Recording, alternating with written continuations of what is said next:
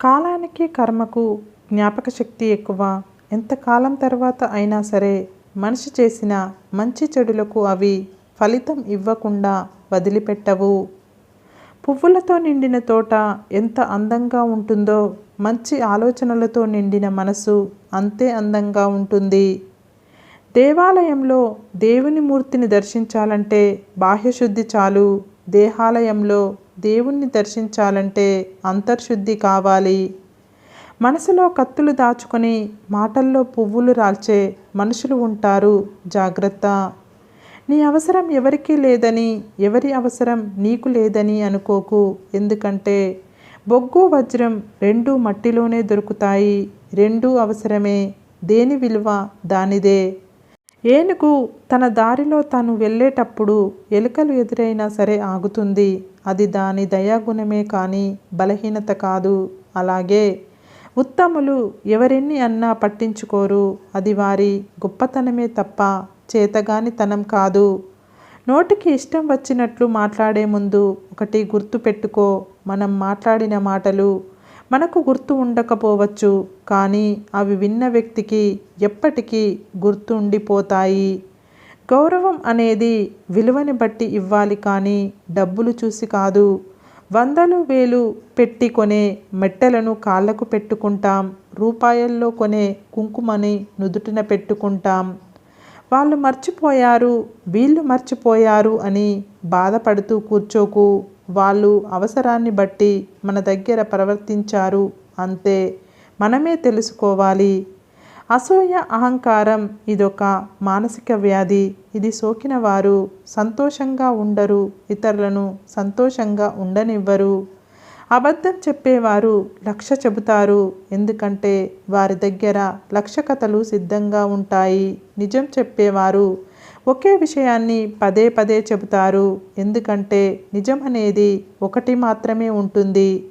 చెడు స్వభావం కలవారు అని తెలిస్తే వాళ్ళు సొంత వాళ్ళైనా పరాయి వాళ్ళైనా పక్కన పెట్టండి. ఎందుకంటే మన తోటలో పండిన మిరపకాయ కదా అని కళ్ళల్లో పెట్టుకుంటే అది మంటనే పుట్టిస్తుంది, కానీ చల్లదనాన్ని ఇవ్వదు. అలాగే చెడు స్వభావం కలవారు కూడా అంతే. అదృష్టం కొద్దీ వచ్చినది అహంకారాన్ని కలిగిస్తుంది. తెలివితో సంపాదించినది సంతోషాన్ని ఇస్తుంది. కష్టపడి సంపాదించినది సంతృప్తిని ఇస్తుంది. నీ కండలో బలం ఉంటే 10 మందిని కొట్టగలవు. అదే నీ గుండెలో మంచితనం ఉంటే 1,000 మంది మనుషుల్లో స్థానం సంపాదించగలవు. పంచదార తియ్యగా ఉందని ఎక్కువగా తినడం ఆరోగ్యానికి హానికరం. అలాగే మనుషుల మాటలు తియ్యగా ఉన్నాయని నీ బలం, బలహీనతలు అన్నీ పంచుకోవడం కూడా జీవితానికి హానికరం. తేదీలు మారుతున్న, సంవత్సరాలు గడుస్తున్న కాలం ఎప్పుడూ నేర్పించే పాఠం ఒక్కటే. నీ జీవితంలో ఎవ్వరూ శాశ్వతం కాదని.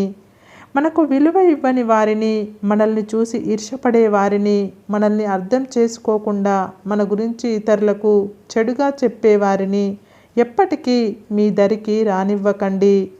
ఒక మంచి వ్యక్తి కోసం వేచిన సమయం, ఒక మంచి పని కోసం వెచ్చించిన ధనం ఎప్పటికీ వృధా కావు.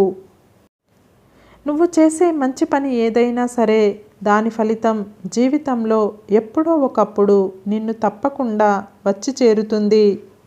కొన్ని బంధాలు అంతే. మనం ఎంత ప్రేమాభిమానాలు పంచినా వారి దృష్టిలో మనం ఎప్పుడూ పరాయి వాళ్ళమే. ప్రశ్నించే గొంతు లేకపోతే ప్రతివాడు మనల్ని శాసించేవాడు అవుతాడు.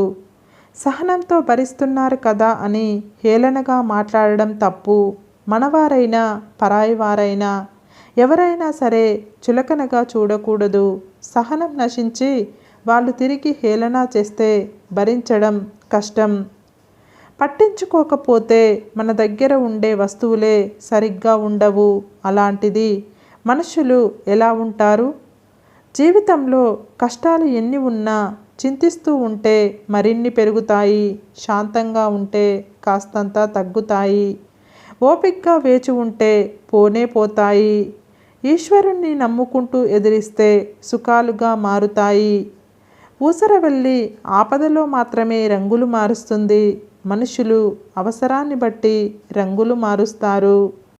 కొందరికి దగ్గరగా ఉండి అలసైపోవడం కన్నా వారికి దూరంగా ఉండి ఒక జ్ఞాపకంగా మిగిలిపోవడం మంచిది.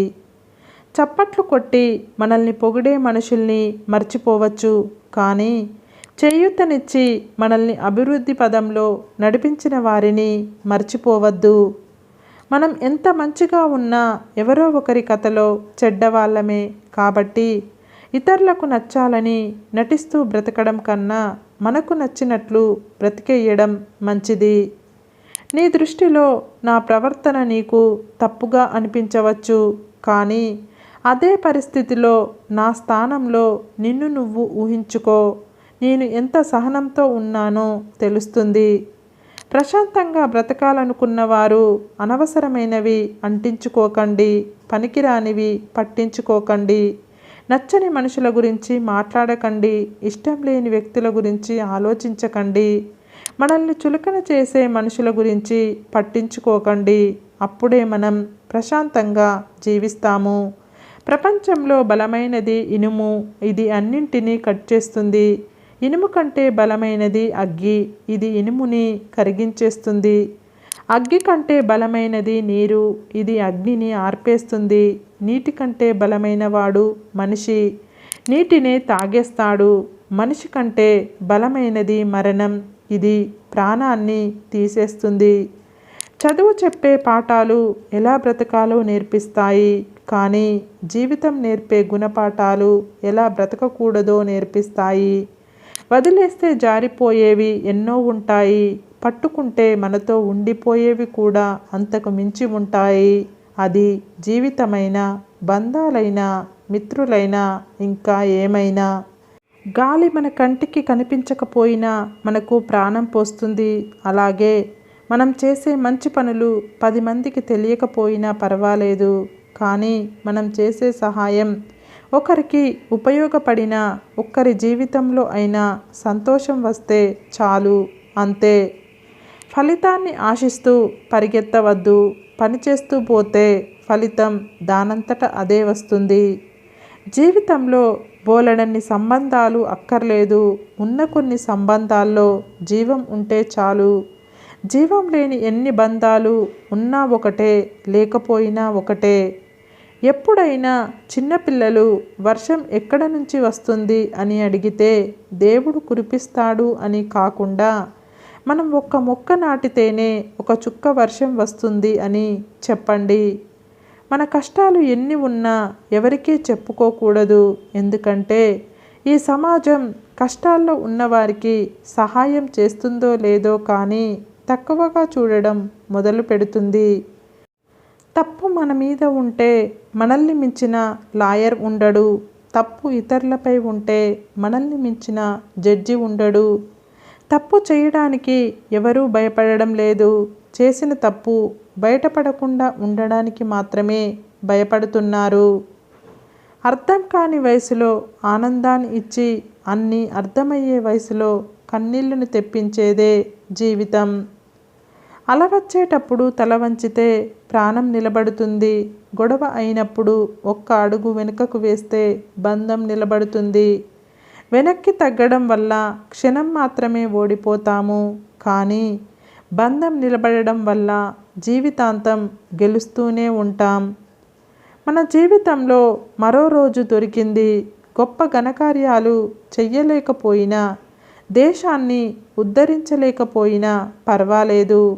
ఎవరిని బాధ పెట్టకుండా మన పని మనం చేసుకుంటూ ఆనందంగా బతికేద్దాం. బాధలు, టెన్షన్లు పక్షుల లాంటివి. నీ మనసు చెట్టుపైన వాలకుండా ఆపలేం, కానీ గూడు కట్టుకోకుండా ఖచ్చితంగా ఆపగలం. ఎంత స్వాతంత్రం తీసుకుంటారో అంతే బాధ్యత కూడా తీసుకోగలగాలి. అప్పుడే ఏ బంధమైనా బలపడుతుంది. సంతృప్తి అంటే నచ్చిన వాటి కోసం వెంపర్లాడడం కాదు, ఉన్న వాటితో ఆనందపడడం. మంచితనం, ప్రేమ, నమ్మకం, స్వచ్ఛమైన స్నేహం, అభిమానం ఇతరుల నుండి ఆశించే ముందు అవి మన నుండే మొదలు అవ్వాలని గుర్తుంచుకోండి. అన్నం లేకపోవడం పేదరికం కాదు, కుటుంబంలో ఆప్యాయత లేకపోవడం అసలైన పేదరికం. మన శక్తి కన్నా సహనం చాలాసార్లు మంచి ఫలితాన్ని ఇస్తుంది. అదుపు తప్పి కింద పడితే ఆదుకోదు లోకం, దారిలోన చీకటైతే తోడురాదు నీడ, చెయ్యి జారి దూరమైతే చేరుకోదు ప్రేమ, అలసిపోయి కన్ను మూస్తే ఆపలేదు బంధం.